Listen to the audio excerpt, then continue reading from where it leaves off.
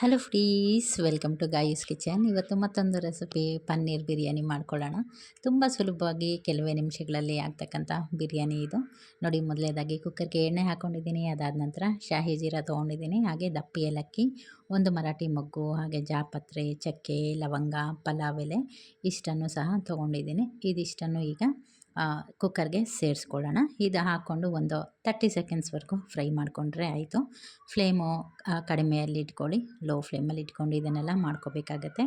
ಈ ಮಸಾಲೆ ಪದಾರ್ಥಗಳ ಫ್ಲೇವರ್ ಬಿಟ್ಕೋಬೇಕು, ಯಾವುದನ್ನು ಸೀದೋಗಬಾರ್ದು, ಅದನ್ನು ನೆನಪಿಟ್ಕೊಂಡಿರಿ.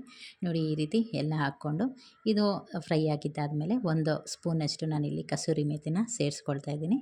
ತಪ್ಪದೆ ಸೇರಿಸ್ಕೊಳ್ಳಿ, ಘಮ ತುಂಬ ಚೆನ್ನಾಗಾಗತ್ತೆ. ಇದಾದ ನಂತರ ಈರುಳ್ಳಿ ಮತ್ತು ಹಸಿಮೆಣ್ಸಿನ್ಕಾಯಿ, ಒಂದೇ ಒಂದು ಹಸಿಮೆಣ್ಸಿನ್ಕಾಯಿನ ಸೇರಿಸ್ಕೊಂಡಿದ್ದೀನಿ. ಈರುಳ್ಳಿ ಹಾಕ್ಕೊಂಡು ಇದನ್ನು ಚೆನ್ನಾಗಿ ಬಾಡಿಸ್ಕೊಳ್ಳೋಣ. ತುಂಬ ಕ್ವಿಕ್ಕಾಗುತ್ತೆ, ಟೇಸ್ಟು ಸಹ ಅದ್ಭುತವಾಗಿರುತ್ತೆ. ಪನ್ನೀರ್ ಯಾರು ಇಷ್ಟಪಡಲ್ಲ ಹೇಳಿ? ಚಿಕ್ಕ ಮಕ್ಕಳಿಂದ ದೊಡ್ಡವ್ರ ತನಕ ಎಲ್ಲರಿಗೂ ಪನ್ನೀರ್ ಅನ್ನೋದು ಇಷ್ಟ ಆಗೇ ಆಗುತ್ತೆ. ಅದರಲ್ಲೂ ಪ್ರೋಟೀನು ಕೊಟ್ಟಂಗೂ ಆಗುತ್ತೆ. ಪ್ರೋಟೀನ್ಗೋಸ್ಕರ ಪನ್ನೀರ್ ತಿಂತಾನೆ ಇರ್ತಾರಲ್ಲ ಎಲ್ಲರೂ. ಕರಿಯಾಗಿ ಯಾವಾಗಲೂ ತಿನ್ನೋದು ಗೊತ್ತೇ ಇರುತ್ತೆ. ಅದರ ಬದಲಾಗಿ ಪನ್ನೀರ್ ಬಿರಿಯಾನಿ ಈ ರೀತಿಯೂ ಸ್ವಲ್ಪ ಸ್ಪೆಷಲಾಗಿ ಮಾಡಿಕೊಟ್ಟಂಗೂ ಇರುತ್ತೆ. ಲಂಚ್ ಬಾಕ್ಸಿಗೆ ಮಾಡಿರ್ತಕ್ಕಂಥ ರೆಸಿಪಿ, ಹಾಗೆ ಕ್ವಿಕ್ಕಾಗೂ ಆಗುತ್ತೆ. ನೋಡಿ, ಟ್ರೈ ಮಾಡಿ ಅಂತ ಹೇಳ್ತೀನಿ, ತುಂಬಾ ರುಚಿಯಾಗುತ್ತೆ. ಈಗ ಶುಂಠಿ ಬೆಳ್ಳುಳ್ಳಿ ಪೇಸ್ಟ್ನ ಹಾಕ್ಕೊಂಡಿದ್ದೀನಿ. ಅದು ಹಸಿ ವಾಸನೆ ಹೋಗೋ ತನಕ ಚೆನ್ನಾಗಿ ಬಾಡಿಸ್ಕೋಬೇಕಾಗತ್ತೆ. ಹಾಗೆ ಬಿರಿಯಾನಿ ಆಗಿರೋದ್ರಿಂದ ಈರುಳ್ಳಿ ಸ್ವಲ್ಪ ಜಾಸ್ತಿ ಫ್ರೈ ಆದ್ರೇ ಈ ಬಿರಿಯಾನಿಗೆ ಒಂದು ಒಳ್ಳೆ ಟೇಸ್ಟ್ ಕೊಡುತ್ತೆ ಅಂತ ಹೇಳ್ಬೋದು.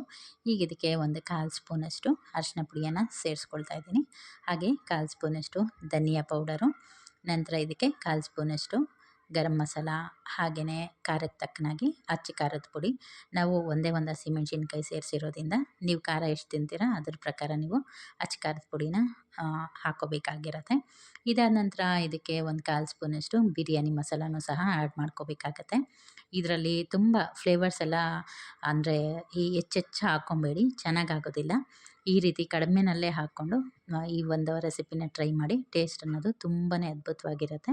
ಈ ಒಗ್ಗರಣೆ ಜೊತೆಗೆ ಈ ಫ್ಲೇವರ್ಸ್ ಎಲ್ಲ ಹೊಂದ್ಕೋಬೇಕು, ಆ ರೀತಿ ಒಮ್ಮೆ ಮಿಕ್ಸ್ ಮಾಡ್ಕೊಂಬಿಡೋಣ. ಹಾಗೆಯೇ ಪನ್ನೀರು, ಈ ಪನ್ನೀರ್ ಬಂದು ಮನೆಯಲ್ಲೇ ಮಾಡಿರ್ತಕ್ಕಂಥದ್ದು. ಯೂಶ್ವಲಿ ನಾನು ಆಚೆಯಿಂದ ತರೋದು ಆಲ್ಮೋಸ್ಟ್ ಸ್ಟಾಪೇ ಮಾಡಿದ್ದೀನಿ ಅಂತ ಹೇಳ್ಬೋದು.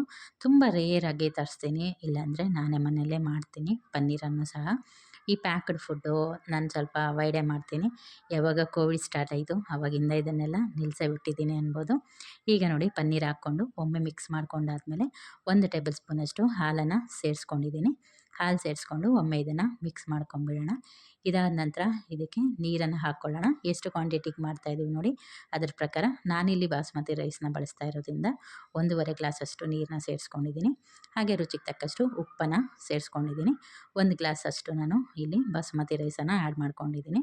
ನೀವು ನಾರ್ಮಲ್ ಊಟಕ್ಕೆ ಬಳಸ್ತಕ್ಕಂಥ ಸೋನಾ ಮಸೂರಿನಲ್ಲೂ ಸಹ ಮಾಡ್ಕೊಬೋದು. ಬಾಸುಮತಿ ರೈಸ್ ಹಾಕಿದ್ರೆ ಸ್ವಲ್ಪ ಫ್ಲೇವರ್ ಇನ್ನೂ ಸ್ವಲ್ಪ ಎನ್ಹ್ಯಾನ್ಸ್ ಆಗುತ್ತೆ ಅನ್ಬೋದು.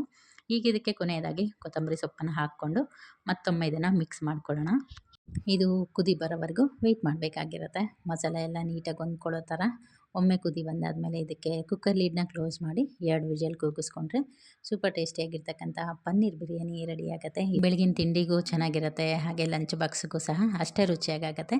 ಒಮ್ಮೆ ಟ್ರೈ ಮಾಡಿ ಅಂತ ಹೇಳ್ತೀನಿ. ಕುಕ್ಕರು 2 ವಿಷಲ್ ಆಗಿ ಕೂಲು ಆಯಿತು. ನೋಡಿ, ಓಪನ್ ಮಾಡಿ ನೋಡೋಣ ಹೇಗಾಗಿದೆ ಅಂತ. ಸೂಪರಾಗಿತ್ತು. ನೀವು ಕೂಡ ಟ್ರೈ ಮಾಡಿ. Thank you.